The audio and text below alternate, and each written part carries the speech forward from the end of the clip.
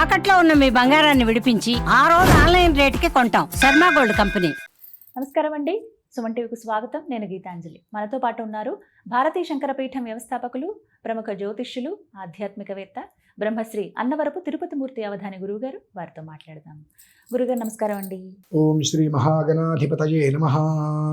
ప్రత్యక్ష దైవం సూర్య భగవానుడు, వారి ఆరాధన ఖచ్చితంగా ఈ రోజున చేయాలి అనేటువంటి రోజు రథ సప్తమి రానే వచ్చింది. మరి ఎలా ఆరాధించాలి, ఎవరెవరు ఏ విధంగా చేసుకోవాలి, నియమాలు, ఇంట్లో చేసుకునే విధానం తెలియచేయండి. తప్పకుండా.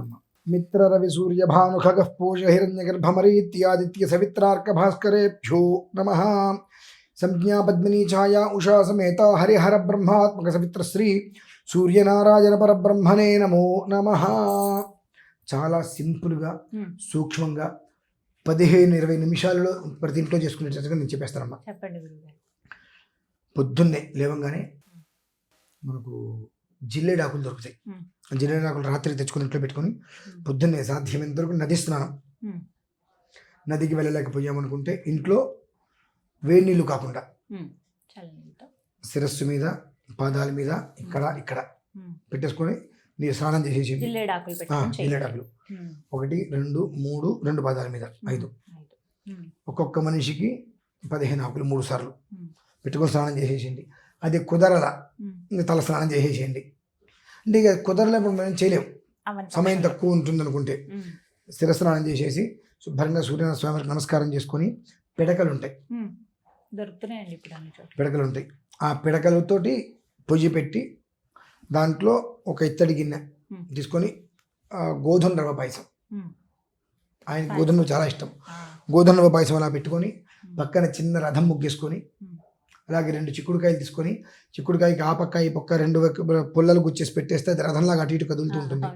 ఆ మధ్యలో సూర్యనారాయణ స్వామి వారిని లాగా ఒక చిన్న రౌండ్గా చక్రం వేసుకొని బిందు కాబట్టి ఆయన్ని ఆరాధన చేసినట్టుగా, అంటే ఆయన ఫోటో మనకి ఎట్లాగో కింద పెట్టేది దొరకవు, అప్పుడు ఒక తమలపాకు, మర్రి ఆకు, లేదంటే కనుక ఇదే మనకు చిక్కుడాకు పెట్టేసి దాని మీద రథం పెట్టి మధ్యలో ఒక చుక్క సూర్యనారాయణ స్వామి వారి బిందులాగా పెట్టి అందులో బొట్టు పెట్టేసి ఆయనకి నమస్కారం చేసుకొని మిత్ర దోషుడితో నీళ్ళు తీసుకొని ఆ పైన సూర్యనారాయణ స్వామి వారు కనిపించేట్టుగా మిత్ర రవి సూర్య భాను ఖగః పూష హిరణ్య గర్భమరీత్యాదిత్య సవిత్రార్క భాస్కరేభ్యో నమః.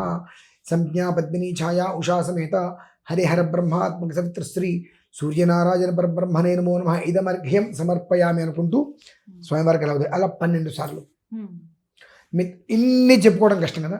మిత్రాయ నమః అర్ఘ్యం సమర్పయామి, రవయే నమః అర్ఘ్యం సమర్పయామి, ఇవన్నీ చెప్పుకోవడం కష్టమైతే ఒక్కొక్క నామానికి ఒక్కోసారిగా 12 సార్లు నీళ్ళు అక్షతలు తీసుకుని అలా స్వామివారికి వదిలిపెట్టి నమస్కారం చేసుకోండి. పాలు పొంగిన తర్వాత ఆ రవ వేయండి. పాయసం అయిపోయిన తర్వాత గిన్నె తీసి పక్కన పెట్టి ఈ రథం దగ్గర మీరు సూర్యనారాయణ స్వామి వారికి పెట్టుకుని నమస్కారం చేసుకుంటున్నారు కదా, ఆయనకి కాస్త ధూపదీపాలు ఇచ్చేసేసేయండి. ఈ ఏదైతే పరవాన్నం ఉందో అంత పరవాన్నం ఒక ఆకులోకి తీసుకొని ఆ గిన్నెతో సహా పెట్టి నివేదన పెట్టేసేయండి. నివేదన పెట్టిన తర్వాత కర్పూరం వెలిగించుకొని స్వామివారికి చూపించి అలాగే పైకి ఆకాశానికి, అది కూడా దానికి ముందేం చేయాలో కూడా ఇంకొక మాట చెప్పాలి నేను. నివేదన అయిపోయిన తర్వాత ఆకులు ఉంటాయి కదా, ఈ చిక్కుడు ఆకులు, ఆ చిక్కుడు ఆకులు తీసుకొని ఇంత ప్రసాదం, ఆకులో నివేదన పెట్టిన ప్రసాదం అది ఇంత ప్రసాదం అందులో వేయటం, కొంచెం ఆకు దగ్గర పెట్టేసుకోవడం, రవయే నమః మిత్రాయ నమః అని కూడా అగ్నిహోత్రంలో వేసేయటం. అలా 12 సార్లు ఆయనకి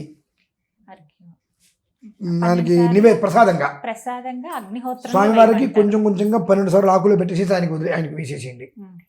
అంటే ఒకసారి వేసేయంగా చేయగడుకోండి, మళ్ళీ తీసుకొని మళ్ళీ ఆకులో పెట్టుకొని ఒక చుక్కన వేయండి, రవయే నమః అనుకుంటూ స్వామివారికి అలా 12 సార్లు స్వామివారికి నమస్కారం చేసుకొని హారతి వెలిగించిన తర్వాత ఇక్కడ చక్కగా ఇక్కడ హారతి చూపించి సూర్యనారాయణ స్వామివారికి సప్తాశ్వరూఢం నక్షత్రమాలం కోటికిరణ భాస్కరాయ, సప్తాశ్వరూఢం నక్షత్రమాలం కోటికిరణ భాస్కరాయ అనుకుంటూ స్వామివారి యొక్క పాట ఉంటుందమ్మా.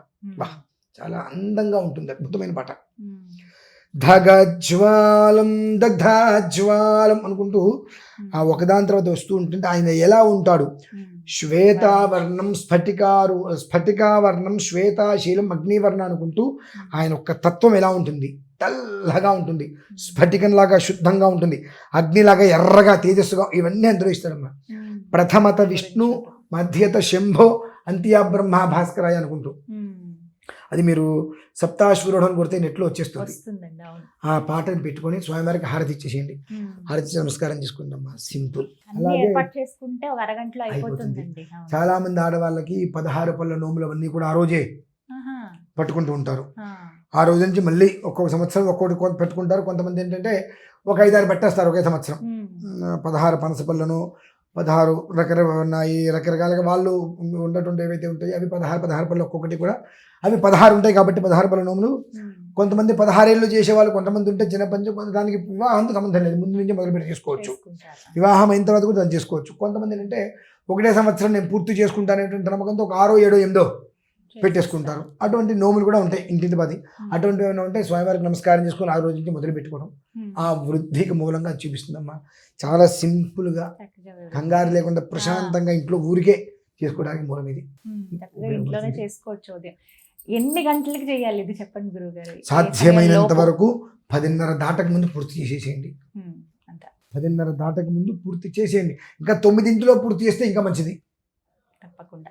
అంటే దీనికి మూలం ఎలా ఉంటుందంటే అమ్మా, మన ఇళ్లలో దేవాలయాలలో చేసేటువంటి దానికన్నా ముందు చేసుకోవాలి మనం. భద్రాచలంలో మనకు శ్రీరామనవమి వస్తుంది, ఎంత పందిళ్ళు వేస్తారు. భద్రాచలంలో వివాహం ముహూర్తానికన్నా ముందు ఎలా అయితే చేస్తారో ఆ రకంగా దేవాలయాలలో చేసేటువంటి దానికన్నా ముందు అయిపోవాలి. దానికి ప్రమాణం అదే. 9:30 ప్రమాణం ఎట్లా అండి అంటారు, అది ప్రమాణం. 2 గబ్బికి ఇంట్లో పసిపిల్లలు ఉంటారు, 2-3 ఏళ్ళ పిల్లలు ఉంటారు. మళ్ళీ తర్వాత ఇంట్లో వంట చేసుకొని వాళ్ళని భోజనం పెట్టి కూడా ఆలస్యం కాకుండా ఈ 2 విధానాల కూడా 9:30కి పూర్తి చేసుకోగలిగితే ఇంట్లో ఇబ్బందులు ఉండవు. దేవాలయం కన్నా మనం ముందు చేసేది వాళ్ళం అవుతాము. ఆ తర్వాత చేస్తే అయ్యో మనం చేసుకున్నాం అనేటువంటిది లేకుండా ఈ నోము నోచుకోవడానికి కూడా విధానం ఏర్పడుతుంది. అట్లా తప్పకుండా త్వరగా సులువుగా ఎలా చేసుకోవాలి ఆదిత్యుడి అనుగ్రహం ఎలా పొందాలో చెప్పారు. ధన్యవాదాలు గురువు గారు.